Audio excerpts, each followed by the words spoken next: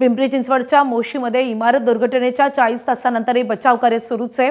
कचरा डेपोतील waste to energy प्रकल्पाच्या प्रशासकीय इमारतीवर कचऱ्याचा डोंगर कोसळल्याची दुर्घटना घडली होती। अजूनही 8 कामगार अडकल्याची भीती व्यक्त होते। या दुर्घटनेनंतर ढिगाऱ्याखाली 23 जण अडकले होते। 14 जणांना बाहेर काढलेलं आहे। पहिल्या मजल्यावर 3 जण अडकलेले होते, त्यातील एकाचा मृत्यू झालाय। पिंपरी चिंचवड अग्निशमन दल, एनडीआरएफ आणि लष्कराचे जवान जीवाची बाजी लावून हे अवघड रेस्क्यू ऑपरेशन करतात। पिंपरी चिंचवडच्या मोशी दुर्घटनेतील इमारतीचे एक मजले पाडण्याचा निर्णय बदलण्यात आलाय। ही प्रक्रिया धोकादायक ठरणार असल्यानं आता बचाव कार्यात पुन्हा बदल करण्यात आले। आता इमारतीतील सर्व कचरा बाहेर काढायचं नियोजन करण्यात आलंय, पण तत्पूर्वी इमारतीच्या बाजूचा कचरा हटवून ही जागा रिकामी केली जाते।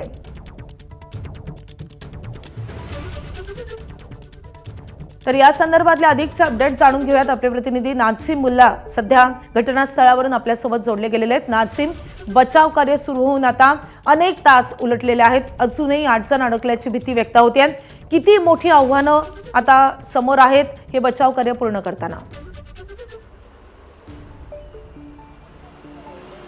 माधवी, बचाव कार्य सुरू होऊन आता 41 तास उलटून गेलेले आहेत आणि मागची परिस्थिती आपण बघू शकतो।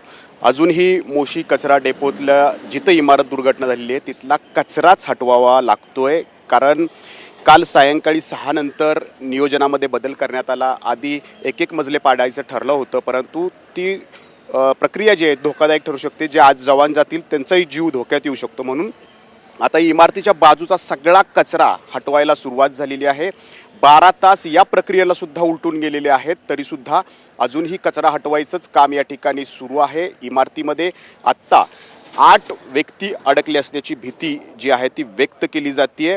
खरं तर जे 8 व्यक्ती आतमध्ये अडकलेले आहेत अशी शक्यता व्यक्त केली जाते। त्यांचे सगळे नातेवाईक जे आहेत ते इथं हजर आहेत। आपण त्यांच्याशी बोलणार आहोत, कारण आस लावून बसलेले आहेत हे सगळेजण। कोण आहे तुमच्या आतमध्ये आणि कधीपासून तुम्ही इथं थांबले? माझा भाऊ राहुल गायकवाड आहे आतमध्ये, आणि तो बुधवारी 1:30 वाजल्यापासून आतमध्ये। सनी माने, नागेश गायकवाड आणि राहुल गायकवाड माझा सक्का भाऊ आहे, हा चुलत भाऊ आहे माझा। काल रात्री जी सिच्युएशन होती तीच सिच्युएशन आत्ता पण आहे। त्यांनी रातभर काहीच काम केलेलं नाही आहे। तुम्ही तुमच्याकडं काल रात्रीचा फुटेज जर असेल तर तुम्ही चेक करू शकता। काल रात्रीचं आणि आत्ताच्या कामामध्ये काहीही बदल घडलेला नाही आहे।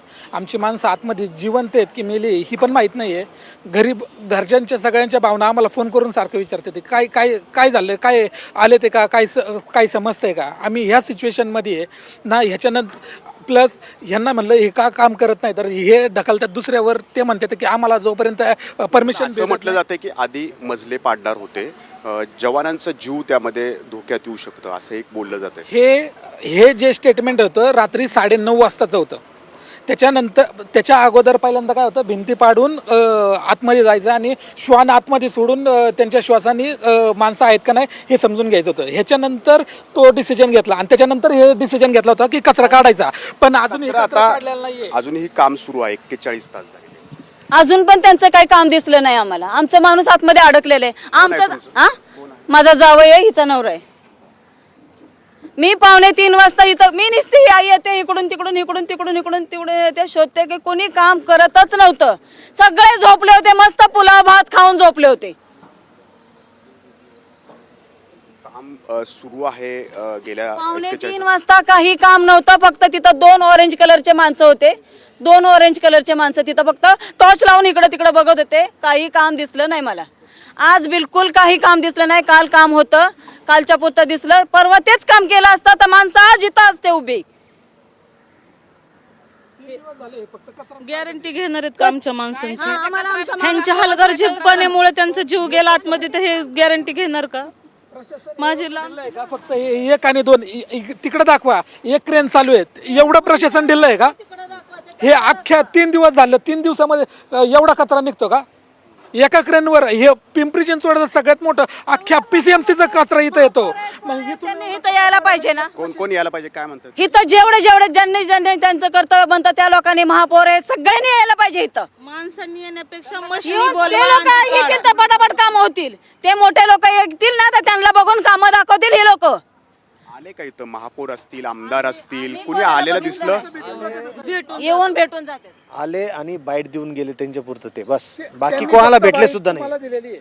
त्यांनी कुठल्या नातेवाईकाला भेटले नाही, काही विचारपूस केलेली नाही. ते आले, त्यांनी बाईट दिली, 2 शब्द बोलले आणि ते निघून जातात. तुम्ही कुठून आलेला आहात आणि कोण आहे तुमचं? मी छत्रपती संभाजीनगरवरून आलेलो आहे आणि माझा लहान भाऊ इथं फसलेला आहे. आता लास्ट 16 तासापासून फक्त कचरा काढायचं काम चालू आहे. 2-3 JCB लावतात आणि कचरा काढतात.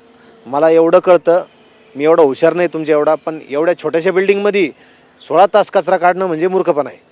आता हे नैसर्गिक आपत्ती आहे असं म्हणतात. आयुक्त काल येऊन म्हणून गेले की नैसर्गिक आपत्ती कशाला म्हणतात? जी अर्थक्विक, भूकंप, समुद्राच्या लाटा ह्यांना अर्थक्विक म्हणतात. पावसामुळे नाही झालेलं हे हा डोंगर रचलेला आहे, मानव निर्मित आहे. मानव निर्मित आहे का नाही? महापालिकेच्या चुका आहेत. हा महापालिकेच्या चुका आहेत.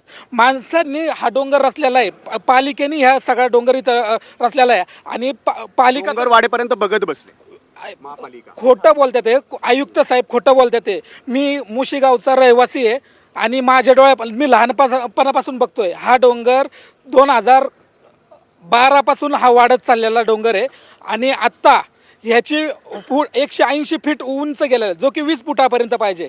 180 फूट तो डोंगर कोसळल्यामुळे ती बिल्डिंग पडलेली आहे. आता दोनच आयुक्त म्हणतात चुका कुणाच्या नाहीयेत. ते जबाबदारी घेत नाहीयेत.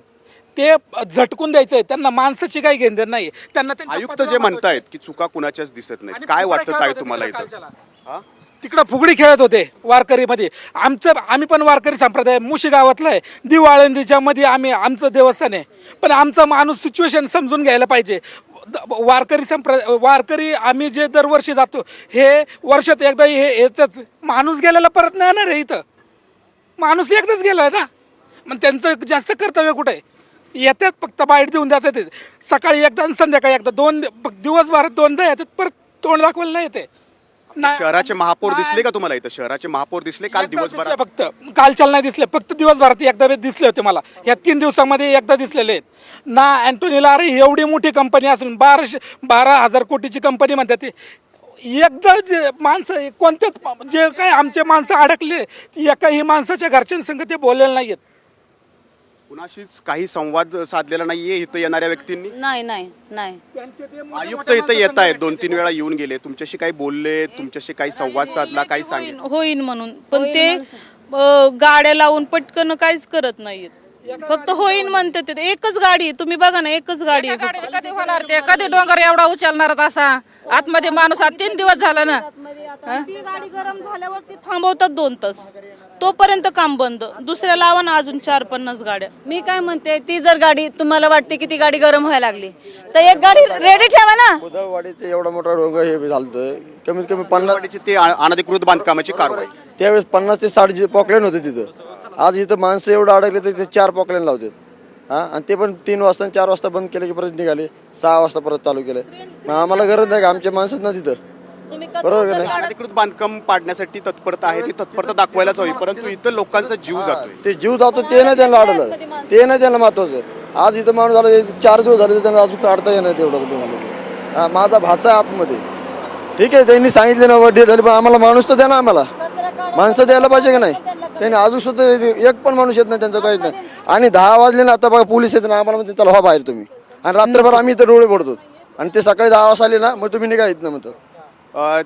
महापालिका म्हणते की कुणीच